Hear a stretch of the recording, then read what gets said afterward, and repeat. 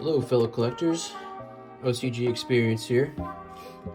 The video I hope to bring you today was a PSA graded card submission, but given recent circumstances, it's probably not going to go out anytime in the near future.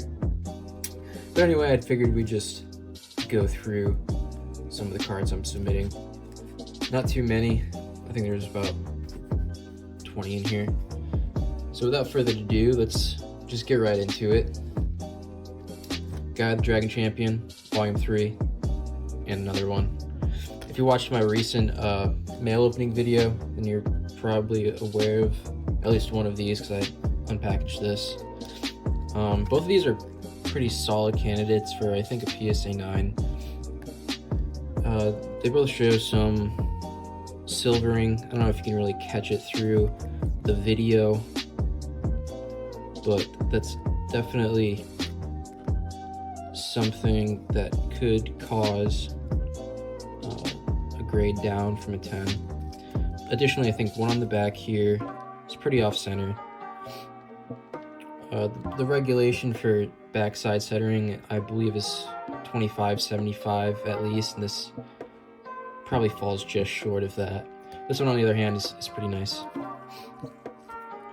Front centering on both are pretty well, and this card, I mean, does not really have any surface issues out of the pack, and these are pretty much as mint as can be. I like all the silvering is pretty much something that comes from factory at this point, or over time through degradation in the pack. You'll start seeing that kind of stuff, but the surfaces are both pretty decent on these, so near mint to mint for sure. Next up, again from my recent mail video, I think the next 8 to 10 cards might be something you've already seen, but the Gate Deeg I pulled from that booster collection I got. This one was, I mean, this is like perfect condition, perfect centering, both sides. Top bottom's a little off, but it's still pretty much as good as it gets. Surface was pretty much flawless, and edges and corners, you know, nothing going on there to be concerned about. So this is a strong 10 candidate for sure. That's on the sleeve, it's not edgeware. Great card. Not an expensive card at all. You know, if you want something with really cool classic artwork like that, something really unique, I think, something you can pick up. I got this for 10 bucks. One of my Cosmo Queens that you saw, I already have one grading. Should be back within, I don't know, it's a bulk sub from last year, so it just got to the grading stage like last week, so I might have a couple months left on it, but I think the one that's there has a good chance at 10. I think this one does too. The other two I got in that last video were a little off-centered, but I can't get enough of that card anyway. I'll gladly just keep that in a binder or something. Again, the Curse of Dragon. Maybe a light foil scratch somewhere on it, I remember, but everything else is flawless. Nice centering, nice edges, nice corners. Something kind of rare to see. No silvering on this, as well as this. These swords, same deal. It might have a light surface scratch on the front, but I mean, you don't really find these in any better condition than this. Very rarely. Mystical Elf, another Volume 2 from that Volume 2 set I purchased last week. Centering, I think, is fine on the back. It's fine on the front. Definitely some silvering up here and towards that corner. So I think that's dockable. There's probably some hairline scratches somewhere on the foil. Like, it's impossible for there not to be almost. Monster Reborn, well centered again. No real wear on the back, well centered on the back. I think there's a weird print defect right there. So I don't know what that means, but otherwise it's a mint card, you know. Final Flame, Volume 2. I think this one is pretty strong 10 contender as well, which is pretty cool. It's not like a super, you know, high-end card, but it's got that real cool band history behind it, so definitely one of the most brutal cards. So I'd be happy to have this in 10 for sure. Oh, backstonering's a little off, I guess, but I think that looks like 75-25 to me. All depends on the grader at the end of the day. Here's an English card. Shonen Jump, number 1. Again, super common card, but something I think everyone likes for one reason or another. I was never a huge fan of this card, but I just had one on me, so I actually opened this straight from the insert. I actually got this from one of the Japanese Jump inserts, where it was like a paper envelope inside the book, as opposed to the North American version that came inside the cellophane packet. But same card either way. Yeah, I think this is, solid 10 candidate as well. Oh, actually has a little corner? No, it's a light. Exodia Head from Premium Pack 1. Hopefully this will be first step on the way to a PSA 10 Series 1 Exodia set. But we'll see. I don't remember if there was any major issues with this. Centering's fine. No silvering really. There's a little bit right there, but that's like nothing. Some down here too, but if it's just little spots, like, again, you know, a grader can take the cleanest card and find something wrong with it if they want to. So here is the right leg. This is from Volume 4.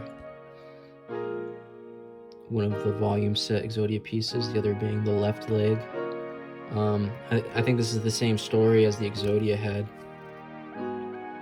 It's well centered, but it has some silvering around here. The foil's it's perfect. I looked over the foil about 10 times. I actually got this one from, I think this and the head from a mint complete set of the Exodia pieces, but I mean, they're definitely all mint, but not all of them were PSA 10 eligible in my opinion, so I kind of just started piecing them out, the ones I think are the strongest. We have some limited edition Pack 1 cards coming up. I think this one's my favorite actually, the Yamadron. This is from the Joey pack.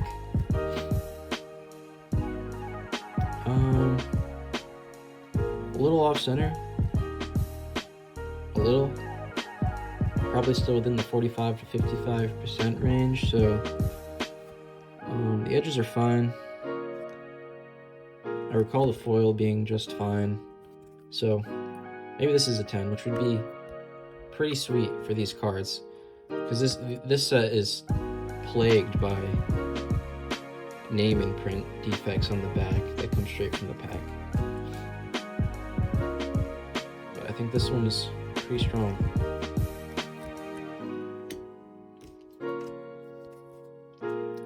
Right arm. This is the last one from the Exodia set that I'm submitting. So this is from one of those game guides that I mentioned in the last video. I think this is the strongest of the 3 pieces I'm submitting here. Again, it came from that same complete set. Foil's fine. Silvering right there, clearly. Up top, it's negligible. Right here, you got a little bit. Down here, oh, that's a little more severe than I remembered. So who knows? This might just be a 9. But if I can't get the 10 set, I'll definitely get the 9 set. Maybe a 9 to 10 mixed, and then I can start swapping them out as I progress. Another limited edition pack 1 card. I forget which pack some of these belong to sometimes. So I think this is from Yugi pack, the Millennium Shield, Stuffed Animal, and Penguin. Top to bottom centering's good. Left to right is not perfect. I think the foil is really good on here, which is probably the most difficult part of this card because it has that huge foil belly. Penguin. Back. No name issue. A little bit of wear. Depends if the grader breaks out his microscope. Pretty good overall. Another limited edition. I think this is Kaiba pack. It's either Kaiba or Joey pack. You can roast me if I get it wrong. This is definitely offsetting. This might just be a PSA 9. For sure not a 10, actually. Uranzo. I don't think it has the name issue. Let's double check to see if it was, because sometimes it'll be completely visible, like white lettering on the back from the ink on the back actually flaking off from the name in print. But also sometimes you can see just an imprint of the name without the ink flaking off. Actually, I don't know if I really want to submit this if it's not doesn't have a shot at 10. I'm not too picky about it, but I don't know if I want a PSA 9 Uranzo. I might just throw it in my binder. Stuffed Animal, Yugi pack. You might be able to see the name a little bit in this one, actually. Right there. Now, this might be a little controversial.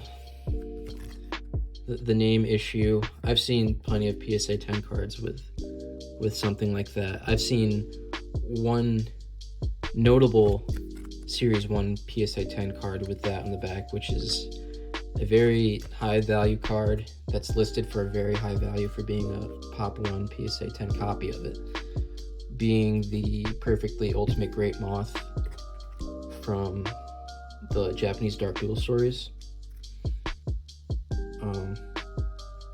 I don't know. I don't feel too strongly about like something like this getting a 10, but if you can see like multiple letters in white on the back, like I'm not sure if I'd be comfortable having a 10 with that kind of defect on it.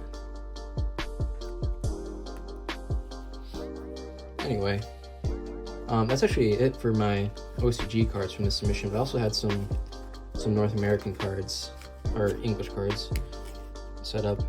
I have a couple DCR First Vampire Lords.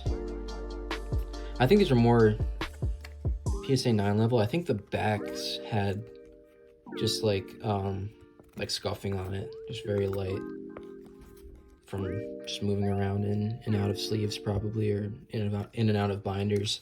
I really like this card though.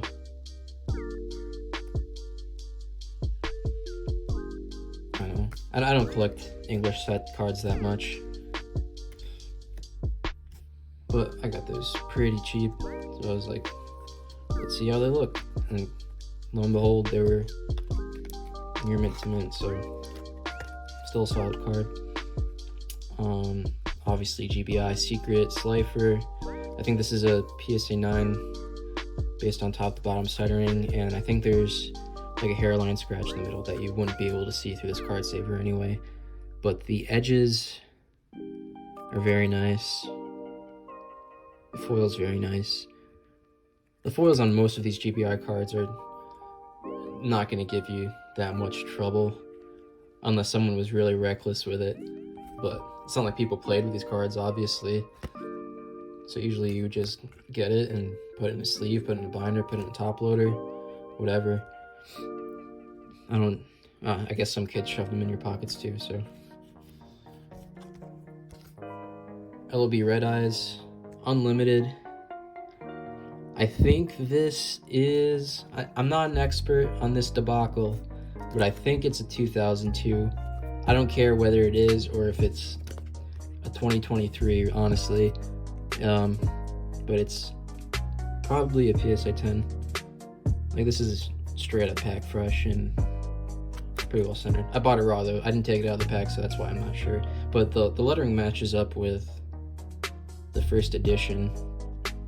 So that's the only indicator that I really know how to sort out. I'm not gonna look into the, like, I don't know, ink or anything else. I don't really care that much.